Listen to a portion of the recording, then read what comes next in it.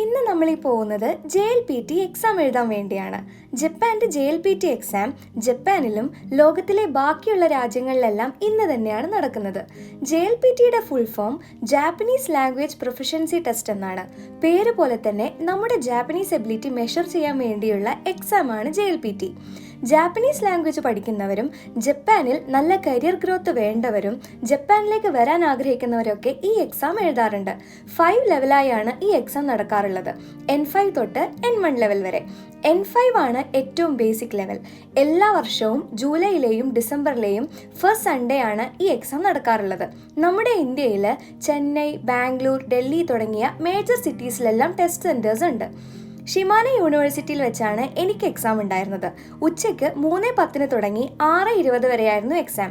Japanese vocabulary, grammar, listening ability, reading ഇതൊക്കെയാണ് ഈ എക്സാമിൽ ചെക്ക് ചെയ്യാറുള്ളത്.